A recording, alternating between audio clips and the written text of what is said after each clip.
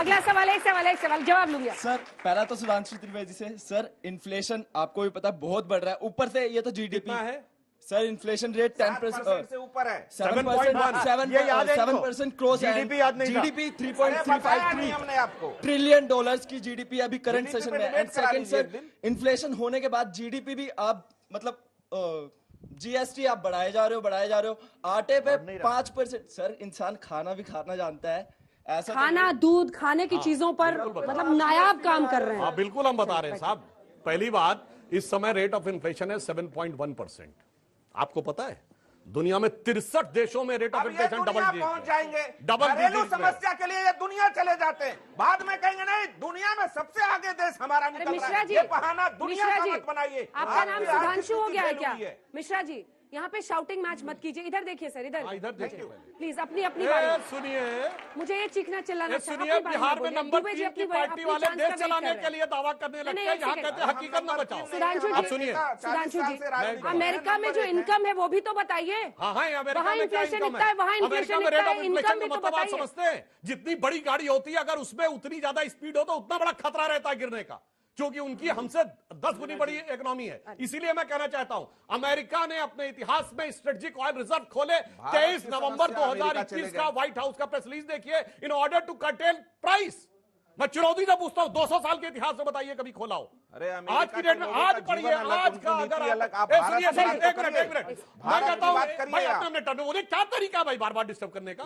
मैंने तो कुछ नहीं बोल रहा हूं। अरे सुनिए, आपकी नीतियों ने देश को आज तक चैनल है ना, इमें एक प्रोग्राम आता दुनिया आज तक, सुबह ना देखो 7:45 और 10:45 पे देखना जाके। उम्र दिखाए हैं कि फ्रांस में कितनी है इस समय मारामारी, कितनी महंगाई बेरोजगारी बेल्जियम में है, कितनी स्पेन में है, वो कह रहे पूरी दुनिया में है। और सुनिए, आईएमएफ ने यह कहा है कि सिर्फ महंगाई नहीं, रिसेशन में जाने का खतरा है। उसने कहा यूरोपियन यूनियन का रिसेशन में जाने का खतरा है 50%, अमेरिका का 20%, कोरिया और जापान का 25%, भारत का 0%। अरे दुनिया में सुनामी आई हुई है, ये कह रहे हैं अगल बगल के जहाज पलटे जा रहे हैं, ये कह रहे हैं आपके जहाज खोले क्या आने वाली है। फ्रांस स्पेन बेल्जियम मत जाइए साथियों, वापस यहाँ आइए। अच्छा, राहुल गांधी को ये समझाइए, सच का आईना दिखा।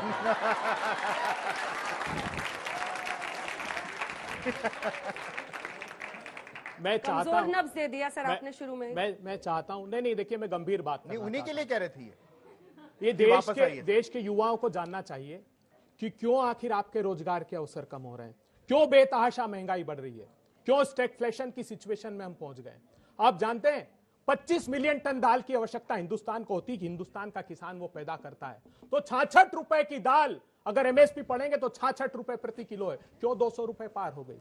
क्यों हिंदुस्तान में खाने का तेल जो 70 रुपए था वो 200 रुपए के पार हो गया? ये आपको जानना जरूरी है। ये अभी बड़ी बड़ी बात कर रहे थे इंटरनेशनल लेवल पर इन्फ्लेशन के रेट की। मैं पूछना चाहता हूं, प्रधानमंत्री ने कहा था इस देश में, उद्घोष किया था कि दोस्तों मैं ऑयल सीड्स का प्रोडक्शन इतना कर लूंगा कि हम खुद का अपना खाने का तेल इतना उत्पादित करेंगे। प्रधानमंत्री जी देश को बताइए, ऑयल सीड्स का प्रोडक्शन किसान ने किया, फिर आपने इंपोर्ट किन दो धन्ना सेठों के कारण हिंदुस्तान में बढ़ा लिया। आप बताइए क्रूड ऑयल का प्रोडक्शन 56 लाख मेट्रिक टन क्यों कम हुआ आपके नेतृत्व में? उसके कारण हमको 27 लाख करोड़ रुपए का डाका डाला है। इन्होंने कहा था इंटरनेशनल मार्केट में क्रूड ऑयल, बोले डायनामिक फ्यूल प्राइसिंग पॉलिसी लेकर आ रहे हैं 2017 में, इंटरनेशनल मार्केट में क्रूड ऑयल के प्राइस बढ़ेंगे तो भी हम उस पर आपको फर्क नहीं पड़ने देंगे, अगर कम होते हैं तो सीधा ट्रांसफर कर देंगे। क्या ट्रांसफर किया आप लोगों को? इन लोगों ने क्या किया है जानते हैं आप? $100 बिलियन का चाइना से इंपोर्ट कर लिया। Parliamentary standing committee on commerce कहती है उसके कारण हिंदुस्तान का एमएसएमई तबाह हो गया। हिंदुस्तान के एमएसएमई जो छोटे और मझोले उद्योग हैं, एक्सपोर्ट में उसका कंट्रीब्यूशन 48% है, और मैन्युफैक्चरिंग उसका 45% उसका कंट्रीब्यूशन है। 60 लाख एमएसएमई परमानेंट बंद हो गए, आपके रोजगार के अवसर छीन लिए गए। आप ताली बजाइए, आप ताली बजाते हैं 80-20 पर, गजवाए हिंद पर, ये बंद करिए। हिंदुस्तान को धार्मिक उन्माद में इसीलिए डाला जा रहा है क्योंकि आपके रोजगार के अवसरों के आप सवाल नहीं पूछे, महंगाई के सवाल नहीं पूछे। किसानों की आज 40 रुपए कैसे? आपने भी कहा कि 63% जो वोटर्स हैं उनको एकजुट करने के लिए एक नीति बनानी होगी।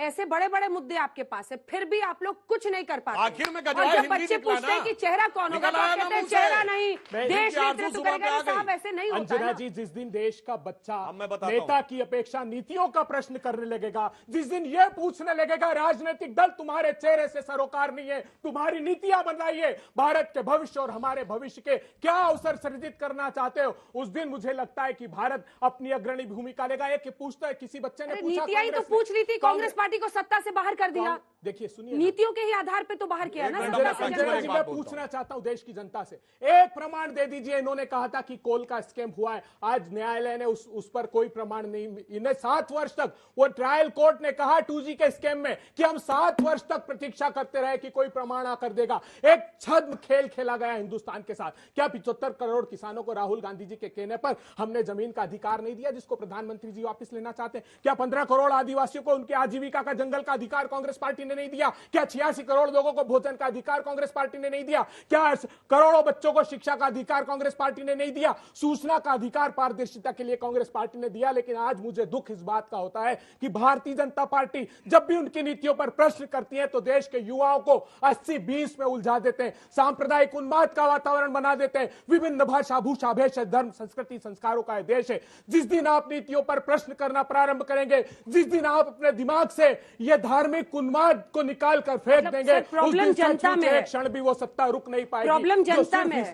जो सिर्फ उसी आधार पर प्रॉब्लम रखना। जनता में है। जनता नहीं है, ये जो परसेप्शन मैनेजमेंट पर है। मैं मानता हूं कि मूर्धन्य पत्रकार अंजना ओम कश्यप पूरा अवसर बोलने का देती है और ऐसे समसामयिक मुद्दों पर बहस कराती। अगर सारे चैनल ने ये प्रारंभ कर दिया तो ये परसेप्शन बदलेगा अब मैं और जवाब मुझे देना विश्वास चाहता हूं। अंजना है जी, कि ये सारे युवा उस अंजना जी, perception इनके के साथ लंबे जाएंगे। संभाषण के बाद मैं सिर्फ एक फैक्ट रखना चाहता हूं, छोटा सा। ये बताइए, जब हमारी सरकार आई उससे पहले भारत दुनिया में सेकंड नंबर का सबसे बड़ा मोबाइल हैंडसेट का कंज्यूमर था, ठीक? मगर हमारे यहां फैक्ट्री कितनी थी मोबाइल बनाने की? 2। आज हम सेकंड सबसे बड़े प्रोड्यूसर हैं, 200 से ऊपर फैक्ट्री हैं। ये जिन्न बना रहे हैं क्या ऊपर से आके? रोजगार नहीं मिल रहा है। जब बात करते हैं सबसे ज्यादा इस समय हमारे यहां सड़क बन रही है, सबसे ज्यादा तेजी से रेल बन रही है, वो कौन बना रहा है? अभी ये बताइए, INS विक्रांत बना, जो भारत का पहला aircraft carrier, totally indigenous design से लेकर मैन्युफैक्चरिंग तक किसने बनाया?